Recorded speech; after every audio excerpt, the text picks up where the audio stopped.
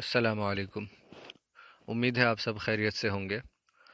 बच्चों, इस वीडियो में हम तशबीह, इस्तिआरा, किनाया और मजाज मुरसल, ये चार चीज़ें हैं जो इल्म बयान का हिस्सा हैं। इन्हीं को समझने की कोशिश करेंगे। शुरुआत करने से पहले कुछ बातें हैं जो जहन में रहनी चाहिए। आप अच्छी तरह वाकिफ़ हैं कि बात को कहने के कई तरीक़े होते हैं, और जो अदब को जानने वाला होता है, ज़बान को अच्छी तरह जानने वाला होता है, वो बात को उस अंदाज़ में कहने की कोशिश करता है कि जिससे सामने वाले के दिल पर ज़्यादा असर पड़े। तो ये असर पैदा करने के लिए जिन चीज़ों का जानना ज़रूरी है उसे ही हम इल्म बयान कहते हैं, कि ताकि हम बातचीत को पुरअसर बना सकें, अंग्रेज़ी में कहें तो इफ़ेक्टिव या इम्पैक्टफुल बना सकें। उन्हीं का हिस्सा है इन चारों का इल्म होना। और आप जानते हैं, अगर आप 10th में हैं तो भी, उसके आगे की जमात में हैं तो भी, ऑब्जेक्टिव टाइप क्वेश्चंस जिसे हम कसीर इंतखाबी सवालात कहते हैं, उसमें ये मजमून पूछा जाएगा उर्दू कवायद के अंदर। तो सबसे पहली चीज़ जो है वो तशबीह है। हम यहाँ अंग्रेज़ी भी समझने की कोशिश करेंगे, इसे सिमिली बोलते हैं। अभी मैं आगे समझाता हूँ। जब भी आप कोई चीज़ देखते हैं, मिसाल के तौर पर आपने अपने भाई का, छोटे भाई का, बहुत मासूम सा आपका छोटा भाई है, मिसाल के तौर पर भांजा है, किसी का भतीजा है, उसका हाथ देखा तो बहुत मुलायम था। तो आपने अचानक से कहा, अरे इस बच्चे के हाथ तो रुई की तरह मुलायम है, मलमल की तरह मुलायम है। हाथ बहुत सफ़ेद था, बहुत ज़्यादा उसका रंग बहुत साफ था, हाथ का या चेहरे का। मिसाल के तौर पर आपने फ़ौरन कहा, यार इसका चेहरा तो चांद की तरह चमक रहा है, या बर्फ़ की तरह सफ़ेद है, दूध की तरह सफ़ेद है, मसला ये वगैरह वगैरह। इस तरह की हम मिसालें दिया करते हैं, एक चीज़ को दूसरे चीज़ जैसा या जैसी बताते हैं। बच्चों, इसी अमल को कहते हैं तशबीह, सिमिली। जब हम किसी एक चीज़ को दूसरी चीज़ जैसा बताएं और उसमें कुछ ऐसा मौजूद हो जिससे वो चीज़ दूसरी चीज़ जैसी मालूम हो रही हो, इस अमल को तशबीह कहते हैं। अगर हम इस शेर को गौर करें कि नाजुकी उसके लब की क्या कही है, पंखुड़ी एक गुलाब की सी है। लबों को पंखुड़ी, गुलाब की पंखुड़ी जैसा बताया गया। सी है का मतलब जैसी है, सी है जैसी है। यहाँ मीर तकी मीर क्या कहना चाह रहे हैं, किसी के लब को, किसी के होठों को वो गुलाब की पंखुड़ी जैसा बता रहे हैं। अब अगर वो सीधे तौर पर कह देते कि मिसाल के तौर पर मेरे साथी के, मेरे दोस्त के, या मेरे भाई के, या किसी के भी होंठ जो हैं, लब हैं, वो पंखुड़ी की तरह, वो मुलायम है, बस ऐसा कह देते तो बात पे वो असर ना होता जो अब पैदा हो गया। शेर ही नहीं वजूद में आता अगर वो सीधे तौर पर कह देते। तो इसमें पता क्या चला, इसमें जो होंठ है उसको गुलाब की पंखुड़ी के मानंद के जैसा बताया गया है। तो जब हम किसी एक चीज़ को दूसरी चीज़ जैसा बताएं, उसके मानंद बताएं, इसी को तशबीह कहते हैं। लेकिन एक बात है, इन दोनों चीज़ों में कोई ना कोई ऐसी चीज़ होनी चाहिए जो मिलती जुलती हो। इसी मिलते जुलते होने को कहते हैं मुशाबहत। इन दोनों चीज़ों में किसी ना किसी तरह की मुशाबहत का होना ज़रूरी है, सिमिलैरिटी होनी चाहिए। इसी को सिमिली, इसी उसी से बनना। देखिए, तशबीह के बच्चों चार जुज़ हैं, चार हिस्से हैं। सैम्पल पेपर अगर आप 10th का देखेंगे, उर्दू ए का, तो उसमें इससे मुतालिक क्वेश्चन पूछा गया है। आम तौर पर पूछा जाता है और बहुत मुश्किल नहीं है। अब आप देखिए, इसको पढ़ने से पहले मेरी बात सुने और समझें। अगर मैंने किसी को कहा कि पंखुड़ी उसकी जो है वो, मिसाल के तौर पर मैंने किसी के हाथों को रुई जैसा बताया, तो इसमें दो चीज़ें हो गई, हाथ हो गए, रुई हो गई। तशबीह दी है मैंने हाथों की, हाथों को किसी चीज के जैसा बताया है। तो सबसे पहली चीज तो हाथ हो गए, दूसरी चीज रुई हो गई, तीसरी चीज वजह हो गई। वजह क्या है कि हाथ मुलायम है। मैंने क्यों हाथों को रुई जैसा बताया? क्योंकि वो मुलायम थे। और मैंने जिस लफ्ज से बताया, चौथी चीज है, जिस लफ्ज से मैंने बताया कि इसके हाथ रुई जैसे मुलायम है, तो ये जैसे लफ्ज। तो ये चार जुज हैं। सबसे पहला जुज है मुशब्बा। मुशब्बा क्या हो गया? हाथ हो गया। और इस सूरत में देखें तो वो होंठ, वो लब, जिसको गुलाब के जैसा बताया गया, जिसको गुलाब से तशबीह दी गई, गुलाब की पंखुड़ी से तशबीह दी गई। तो सबसे पहला मुशब्बा है, जिस चीज की तशबीह दी जाए। लब की तशबीह दी गई, लब को बताया गया किसी के जैसा, हाथ को रुई जैसा बताया गया, तो हाथ यहाँ पर मुशब्बा है, यानी जिसकी तशबीह दी जाए। मुशब्बा भी दूसरी चीज, जिस चीज से तशबीह दे रहे हैं आप। हाथ को रुई से तशबीह दे रहे हैं तो रुई हो गया मुशब्बा बिही। और लब को किससे दे रहे हैं? गुलाब की पंखुड़ी से, तो गुलाब की पंखुड़ी क्या हो गई? मुशब्बा भी। जिस चीज से तशबीह देंगे मुशब्बा भी ही हो गई। तीसरी चीज मैंने बताई दी आपको, वजह क्या है, आप या गर्ज तशबीह क्या है, तशबीह दे रहे हैं तो उसका मकसद क्या है या उसकी वजह क्या है, क्यों आप हाथों को रुई जैसा बता रहे हैं? भाई मैं इसलिए बता रहा हूँ क्योंकि इसके हाथ रुई जैसे मुलायम है, जैसे रुई को हाथ में लो पता नहीं चलता हाथ में कुछ ले रखा है, इसके हाथ ऐसे ही मालूम होते हैं। तो जब हम एक चीज को दूसरी शे से, शे मतलब चीज, तशबीह देने की कोई वजह या गर्ज होती है, जैसे नाजुक सुर्ख लब को गुलाब की पंखुड़ी इसलिए कहा गया कि गुलाब की पंखुड़ी नाजुक और लाल सुर्ख होती है, इन दोनों में नज़ाकत और सुर्ख रंग जो है वो वजह तशबीह है। हाँ, तो लबों में और गुलाब की पंखुड़ी जिस तरह नाजुक होती है इस तरह लब नाजुक हैं, जिस तरह गुलाब की पंखुड़ी सुर्ख लाल होती है इसी तरह लब उसके सुर्ख हैं। यह जो मैंने मिसाल दी थी आपको हाथों की और रुई की, उसमें भी आप इसी तरह देख सकते हैं। चौथा हो गया बच्चों हरफ तशबीह, जिस हरफ से जो है तशबीह का अमल किया जाए। ये इस शेर में आपने देखा सी इस्तेमाल किया गया था, तो सी क्या कहलाएगा? हरफ तशबीह। जब मैंने कहा कि इसके हाथ रुई जैसे मुलायम है या इसके हाथ रुई जैसे हैं, तो यहाँ जैसे जो लफ्ज़ है वो हरफ तशबीह है। तो बच्चों जैसा, ऐसा, वैसा, मानिंद, तरह, गोया, इसके हाथ तो ऐसे हैं गोया रुई, तो यहाँ गोया लफ्ज़ क्या है? हरफ तशबीह है।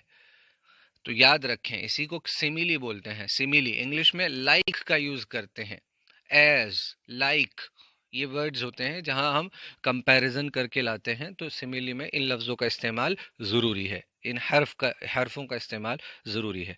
सिमिली के बाद बच्चों एक आगे जो है वो इस्तिआरा है। सिमिली समझ चुके हैं, इस्तिआरा समझने में ज्यादा परेशानी नहीं होगी। पहले आप इस शेर को देखें जिसमें वो अपनी किसी पसंदीदा शख्सियत की तारीफ़ कर रहे हैं। हमेशा याद रखें, जब जब हम शायरी को पढ़ें तो याद रखें कि शायरी में बेशर्मी, अदब में बेशर्मी बेहयाई के लिए कोई जगह नहीं होती है। जहाँ जहाँ महबूब का तज़किरा आए तो याद रखें कि यहाँ उसका जायज़ महबूब है, जायज़ महबूब, जायज़ रिश्ते वाला महबूब। हमेशा याद रखें इस चीज़ को। उर्दू अदब के तालिब इल्म है, हमेशा अपने साथ हया और शर्म को पकड़े रखें। रोशन जमाल यार से है अंजुमन तमाम, दहका हुआ है आतिश गुल से चमन तमाम। तो जमाल यार, मेरे यार का हुस्न, मेरे यार के हुस्न से पूरी अंजुमन जो है वो रोशन है। अंजुमन क्या है? पूरी अंजुमन यानी वो जहाँ वो बैठे हुए हैं, जो वो मजमा है लोगों का जहाँ वो बैठे, महफिल सजी हुई है। तो जब आप दूसरे मिसरे में देखेंगे तो आतिश गुल का इस्तेमाल हुआ है। आतिश गुल दहकता हुआ फूल, गुल की आग, आतिश गुल एक फूल जिसमें आग लगी हुई हो, दहकता हुआ फूल यानी बहुत खूबसूरत फूल। तो क्या इस शेर के अंदर और शेर के इस दूसरे मिसरे में क्या वो फूल की तारीफ कर रहे हैं? वो क्या दहका हुआ है आतिश गुल से चमन तमाम, कि भाई एक चमन क्या है? बगीचा है, बगीचे में एक फूल है जो आग की तरह दहकता हुआ है और जल रहा है, यानी बहुत खूबसूरत है, उससे पूरा का पूरा जो चमन है वो दहका हुआ है, यानी वो भी चमक रहा है। तो क्या हसरत मोहानी इस मिसरे के अंदर फूल की तारीफ बयान कर रहे हैं? नहीं नहीं, इसके लिए हमें पहला मिसरा देखना पड़ेगा। रोशन जमाल यार से है अंजुमन तमाम, मेरे यार के हुस्न से पूरी अंजुमन जो है वो, पूरी जहाँ वो बैठा हुआ है सब की सब रोशन है। किस तरह रोशन है? कि जैसे एक बागीचे के अंदर एक फूल से बहुत खूबसूरत फूल हो और उस फूल से पूरा बगीचा चमक रहा हो। लेकिन अब यहाँ समझने वाली क्या बात है कि यहाँ पर शायर ने अपने यार के हुस्न को फूल जैसा नहीं बताया, आतिश गुल नहीं बताया, बल्कि आतिश गुल ही कह दिया, और आतिश गुल कहकर मुराद लिया अपने यार का हुस्न, वो बताना चाहा। लेकिन यूं नहीं कहा कि मेरे यार का हुस्न जो है वो जमाल जो है, हुस्न जो है वो आतिश गुल जैसा है, जैसा नहीं कहा। उन्होंने आतिश गुल कहा और हमने समझ लिया कि इसका मतलब दहकता हुआ फूल नहीं, बल्कि जमाल यार यानी महबूब का हुस्न है वो दहकता हुआ आतिश गुल। यहाँ लफ्ज़ को अपने असल मानी के बजाय मजाजी मानी में इस्तेमाल किया गया। यानी यहाँ असल मानी तो क्या होता? आतिश गुल होता, दहकता हुआ फूल होता, खूबसूरत फूल होता। लेकिन हम समझ गए कि इस मिसरे के अंदर वो फूल की बात नहीं कर रहे हैं, वो अपने यार के हुस्न की बात कर रहे हैं और उसको आतिश गुल कह रहे हैं, हुस्न को ही اپنے یار کے حسن کو ہی آتش گل کہہ رہے ہیں۔ تو وہ لفظ جو اپنے اصلی معنی کے بجائے مجازی معنی میں استعمال کیا جائے اور دونوں معنوں میں تشبیہ کا تعلق ہو، یعنی میرے یار کی خوبصورتی میں اور اس پھول کی خوبصورتی میں ایک کنیکشن، ایک تعلق ہے تشبیہ کا، ملتے جلتے ہیں دونوں۔ میرے یار کا حسن ایسا، اس انجمن میں، اس میٹنگ میں، اس گروپ میں میرے یار کا حسن اس طرح روشن ہے کہ جس طرح مثال کے طور پر وہ کہہ رہے ہیں کہ چمن کے اندر، باغیچے کے اندر ایک خوبصورت پھول ہے جس سے پورا چمن مہک رہا ہے، یہی تو کہا انہوں نے اوپر والے شعر میں، لیکن اپنے یار کے حسن کو انہوں نے دیکھتا ہوا پھول کہہ دیا، آتش گل کہہ دیا۔ تو یہ ہے کہ تشبیہ کا تعلق ضروری ہوگا دونوں چیزوں میں، کوئی نہیں، یعنی کچھ سملیرٹی ہوگی، لیکن فرق کیا ہے؟ ابھی جو ہم نے اس تشبیہ پڑھا، استعارے اور تشبیہ میں فرق یہ ہے کہ تشبیہ میں ہم کسی چیز کو کسی کے چیز جیسا، روئی جیسا ملائم ہاتھ، اب اگر میں ہاتھ کو روئی کہہ دوں اور اس کا ہاتھ مراد لوں، روئی کہہ کر کیا مراد لوں؟ ہاتھ، یا کہہ دوں کہ چہرہ، مثال کے طور پہ میں نے کہا کہ اس کا چہرہ چاند کے جیسا ہے، اور پھر میں نے کہہ دیا اس کے چہرے کو ہی اگر میں چاند کہہ دوں اور چہرہ نہ کہوں اور چاند کہہ کر اس کا چہرہ مراد لوں تو یہ استعارہ ہوگا۔ مستعار سے بنا ہے جس کے معنی ہوتے ہیں ادھار لینا، اسی لیے استعارے میں لفظ اپنے لغوی معنی کے بجائے کسی اور معنی میں استعمال ہوتا ہے۔ لغوی معنی کا مطلب جو ڈکشنری میں میننگ ہوتا ہے، آتش گل کا جو ڈکشنری میں میننگ ہوگا وہاں اس شعر کے اندر وہ مراد نہیں لیا گیا، بلکہ کوئی اور سا معنی مجازی، یعنی جو لے لیا انہوں نے معنی اپنے آپ سے مراد لیا، اور ان دونوں میں تشبیہ کا تعلق تھا۔ دونوں لفظوں کے مابین، درمیان کسی خصوصیت کی بنا پر کوئی نہ کوئی خاص بات دونوں چیزوں میں ہوتی ہے جس سے وہ دونوں چیزیں ایک دوسرے سے ملتی جلتی ہیں، یہ ضرور ہوتا ہے۔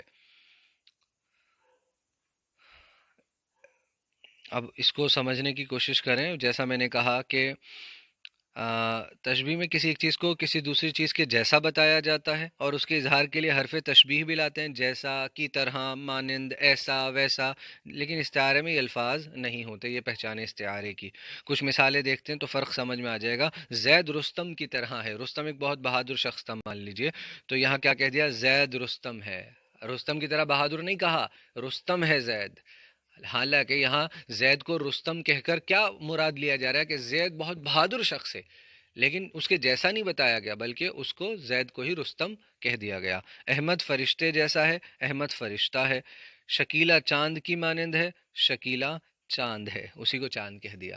یہ ہے استعارہ کہ جہاں پر سا جیسا لفظوں کا، حرف کا استعمال نہیں کیا جاتا بلکہ اس کو وہی کہہ دیا جاتا ہے، لیکن وہ کہہ کر شکیلہ کو چاند کہنا مقصد نہیں ہے بلکہ چاند کے جیسا خوبصورت کہنا مقصد ہے استعارے میں بھی۔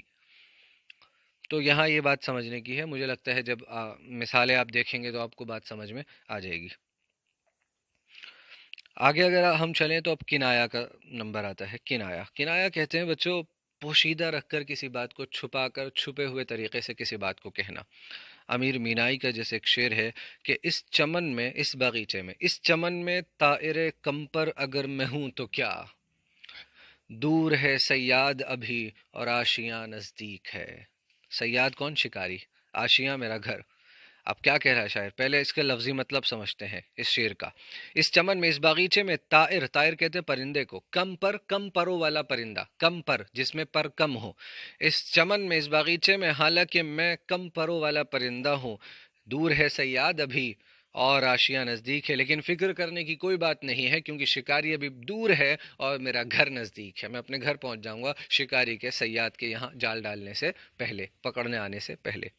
یہ تو ہو گیا اس کا لفظی معنی طائر کم، لیکن اگر ہم غور کریں گے تو یہاں طائر کم سے مراد، کم پر سے مراد، شاعر نے یہ نہیں لیا کہ اس کے پر کم ہیں، نہیں نہیں، اس کے پر پورے ہیں، لیکن وہ کم اڑنے والا پرندہ ہے۔ کیا مراد لیا ہے یہاں پر؟ کم اڑنے والا پرندہ، ایسا پرندہ جس کی رفتار کم ہو، یہ ہے کم پر کا مراد، جس کی رفتار کم ہو۔ کم کہہ کر، کم پر کہہ کر شاعر نے بات کو واضح نہیں کیا بلکہ چھپا دیا، چھپانے سے اس میں حسن پیدا ہو گیا کہ اب ہمیں معنی تک خود پہنچنا پڑے گا دماغ لگا کر کہ یار طائر کم پر سے شاعر کیا کہنا چاہ رہا ہے؟ اچھا یہ کہنا چاہ رہا ہے کہ اس کی رفتار کم ہے، یہ نہیں کہنا چاہ رہا کہ اس کی جو ہے پر ہی کم ہے، نہیں نہیں، پر کم ہے تو اس میں بات میں حسن کیا رہ گیا پھر؟ اگر یہی کہنا مقصد ہو شاعر کا کہ کم پر ہیں تو پھر تو بات کا جو ہے وہ مطلب حسن ختم ہو جائے گا۔ تو بات کا پوشیدہ رکھ کر کہنا یا مخفی اشارہ کرنا، چھپا ہوا اشارہ کرنا، یہ کنایا کہلاتا ہے۔ کنایا وہ لفظ ہے جس کے حقیقی یا اصلی معنی مراد نہ ہو بلکہ غیر حقیقی معنی مراد لیے جائیں۔ لیکن ایک بات اور بتا دوں کنایا، تاکہ اگر آپ اس کے بعد مجاز مرسل جو سمجھیں گے آپ کو بات سمجھ میں آ جائے کہ کنایا میں اگر اس لفظ کے یہاں اگر ہم نے طائر کمپر کہا تھا جس کا معنی شاعر نے مراد لیا تیز کم رفتار والا پرندہ جس کی تیز رفتار نہ ہو، لیکن اگر میں اس کا ترجمہ یہ کروں کہ کم پروں والا پرندہ اور اس شعر کو سمجھنے کی کوشش کروں تو بھی بات سمجھ میں آ جائے گی، حالانکہ ہم وہاں تک نہیں پہنچیں گے جہاں تک ہمیں شاعر پہنچانا چاہ رہا تھا۔ یہ ہے کنایا۔ کنایا میں کیا ہے، جو لفظ ہے معنی تو کچھ اور مراد لیے گئے ہیں اس سے، لیکن اگر اس کو اس کے لغوی معنی، اس کے ڈکشنری کے معنی، اس کے اصل معنی میں بھی ہم سمجھنے کی کوشش کریں تو بات چل جائے گی۔ بات یہ نہیں ہوگی کہ بات سمجھ میں ہی نہ آئے اگر اصل معنی مراد لیں۔ آگے بڑھتے ہیں مجاز مرسل۔ پھر میں کنائے کو ایک بار پھر سے تذکرہ کروں گا۔ میر کا یہ شعر ہے کہ غضب آنکھیں ستم ابرو عجب منہ کی صفائی ہے، خدا نے اپنے ہاتھوں سے تیری صورت بنائی ہے۔ اب یہاں دیکھیے دوسرے مصرے میں لفظ ہاتھوں، خدا نے اپنے ہاتھوں سے، کیا یہاں شاعر خدا کے ہاتھ مراد لینا چاہتا ہے؟ نہیں نہیں نہیں، ہرگز نہیں۔ ایسا کیسے کر سکتے ہیں، ایسا کیسے کہہ سکتے ہیں؟ خدا ہم جیسا نہیں ہو سکتا، انسانوں جیسا نہیں ہے۔ لیس کمثلہ شیء، اس کے جیسا کوئی نہیں ہے۔ تو یہاں اصلی معنی جو ہے اپنے ہاتھوں سے، شاعر اس کو مراد نہیں لے رہا، اور اگر ہم اپنے ہاتھوں سے مراد لے لیں معنی تو غلط میننگ نکلے گا، غلط مطلب نکلے گا شعر کا، بلکہ وہ اس سے خدا کی قدرت کو مراد لے رہا ہے۔ خدا نے اپنے ہاتھوں سے تیری صورت بنائی ہے، یعنی خدا نے اپنی قدرت سے تیری صورت بنائی ہے۔ ہر انسان کو اللہ تعالیٰ نے خوبصورت بنایا، جیسا بنایا وہ خوبصورت ہے، اس کے پاس جو کچھ ہے وہ ہر حال میں اپنے آپ کو اچھا سمجھے، اللہ کا شکر ادا کرے۔ یہ نہیں کہ میں ایسا ہوں، میں ویسا ہوں، وہ مجھ سے زیادہ، نہیں نہیں نہیں، ظاہری خوبصورتی پر نہ جائیے بلکہ اپنی عادتوں کو سنواریے، سدھاریے۔ اس کو تو ہر شخص سدھار سکتا ہے، سنوار سکتا ہے، اپنے آپ کو بہتر انسان بنا سکتا ہے، بہتر ایمان والا بنا سکتا ہے۔ تو جب کسی لفظ کو اس کے اصل معنی کے بجائے مجازی یعنی دوسرے معنی، مجازی کا مطلب دوسرے معنی یعنی حقیقی معنی جو نہ ہو، اس کے معنی میں استعمال کیا جائے تو اسے مجاز مرسل کہتے ہیں۔ حالی کا ایک شعر دیکھتے ہیں، ہنر کا جہاں گرم بازار ہے اب، جہاں عقل و دانش کا بیوپار ہے اب۔ اب جہاں یہاں شاعر کہہ رہا ہے کہ گرم بازار، ہنر کا گرم بازار کیسے ہوگا بھائی؟ مطلب یہ ہے کہ گرم بازار سے مراد شاعر کہہ رہا ہے یہاں ترقی، یعنی ہنر سے ترقی ہے اب جو ہے جس شخص کے پاس ہنر ہوگا اسی کا بازار گرم ہوگا، یعنی اس کا بازار گرم یعنی وہ انشاءاللہ ترقی کرے گا۔ جہاں عقل و دانش کا بیوپار ہے اب، یعنی عقل اور سمجھداری کا اب بیوپار ہے، تو اب اس بیوپار میں ترقی کون کرے گا؟ جس کے پاس ہنر ہوگا۔ تو یہاں شاعر گرم بازار کہہ کر گرم بازار نہیں مراد لے رہا بلکہ ترقی یا ایسا یہاں جہاں پر کسی کا جو ہے وہ بول بالا ہو رہا ہو، کوئی عروج پر، اونچائی پر جا رہا ہو۔ شاعر یہ کہنا چاہتا ہے کہ اب جو لوگ ہنرمند ہیں وہی ترقی کر رہے ہیں۔ شاعر نے براہ راست سیدھے طور پر بات نہ کہہ کر شاعرانہ انداز میں، چھپے ہوئے انداز میں شعر میں ایک معنوی خوبی پیدا کر دی ہے، اس کے میننگ میں ایک خوبی چھپا دی ہے، اور وہ خوبی یہ ہے کہ گرم بازار کہہ کر ترقی مراد لی ہے۔ اب کنایا اور مجاز مرسل کا فرق میں نے ابھی آپ کو بتایا کہ کنایا کے اندر آپ لفظ ہے لیکن اس کے حقیقی معنی شاعر مراد نہیں لیتا بلکہ ایک دوسرے معنی مراد لیتا ہے جو وہ چھپا دیتا ہے۔ کمپر کہہ کر، طائر کمپر یعنی کمپروں والا پرندہ کہہ کر وہ تیز رفتار نہ ہونے والا پرندہ کہنا چاہتا ہے، لیکن اگر ہم کمپر کا ترجمہ کمپر ہی کر دیں، کمپروں والا پرندہ، تو بھی بات چل جائے گی۔ مجاز مرسل میں ایسا نہیں ہوتا۔ مجاز مرسل میں اس لفظ کے ترجمہ اگر وہی کر دیں جو اس کا لغوی معنی ہے، اصل معنی ہے، تو بات سمجھ میں نہیں آئے گی، بات کچھ کی کچھ اور ہو جائے گی۔ یہ فرق ہے مجاز مرسل میں۔ ورنہ آپ سوچیں گے کہ یہاں بھی اصل معنی کے بجائے مجازی معنی مراد لیے جا رہے ہیں، اور کنایا میں بھی اصل معنی کے بجائے مجازی معنی مراد لیے جا رہے ہیں، تو فرق کیا ہے؟ فرق یہ ہے، امید ہے آپ سمجھ گئے ہوں گے۔ ایک بات آپ اور سمجھ لیں، جیسا کہا گیا کہ مجاز مرسل میں کیا ہوتا ہے کہ اصل معنی کے بجائے مجازی یعنی دوسرے معنی جو حقیقی معنی نہ ہو، اس میں استعمال کیا جائے تو اسے مجاز مرسل کہتے ہیں۔ آپ نے استعارہ پڑھا تھا، اس میں بھی تو ایسے ہی کرتے ہیں نا، ہم اصل معنی کے بجائے مجازی معنی مراد لیتے ہیں، لیکن استعارے میں کیا ہوتا ہے کہ ان دو چیز کے بیچ میں کوئی نہ کوئی تعلق، تشبیہ کا تعلق ہوتا ہے، یعنی کچھ نہ کچھ ملتی جلتی چیزیں ہوتی ہیں۔ جب میں زید کو رستم کہہ رہا ہوں تو بھائی زید میں نے ایسی بہادری دیکھی کہ مجھے وہ بالکل رستم لگا، کہ جیسے ہی رستم جیسا بہادر ہو، تو میں نے اسی لیے زید کو رستم کہا۔ میں نے جب کسی کے چہرے کو چاند کہا تو اس لیے کہا کیونکہ اس کا چہرہ بہت خوبصورت تھا، تو میں نے اس کے چہرے کو چاند کہا، تیرا چہرہ چاند ہے، چاند کے جیسا ہے نہیں، کہ جیسا ہے کہہ دیا تو سملی، ہاں تشبیہ ہو گئی، اور چاند کہہ دیا تو کیا ہو گیا، استعارہ ہو گیا۔ اور کنایا یا کنایا کیا ہے، اس میں کیا ہے کہ ہم مجازی معنی مراد لیتے ہیں، لیکن حقیقی معنی بھی مراد لے لیں تو جائز ہوگا، چل جائے گا۔ کم پر جیسے آپ نے ابھی مثال دیکھی اوپر، یا جیسے میں کہوں، میں کسی بھائی کا تذکرہ کرتے ہوئے کہوں کہ ان کی تلوار کی نیام بہت بڑی ہے، سمجھ رہے ہیں؟ تو اصل میں بھی بڑی ہو سکتی ہے، لیکن کہنا یہاں میں یہ چاہتا ہوں کہ بہادر ہیں وہ، بہت تلوار کا استعمال بڑے زور شور سے کرتے ہیں، یہ مقصد ہے میرا کہنے کا، لیکن ہاں حقیقت میں بھی ان کی تلوار کی نیام بڑی ہو سکتی ہے۔ امید ہے آپ کو بات سمجھ میں آ گئی ہوگی، شکریہ۔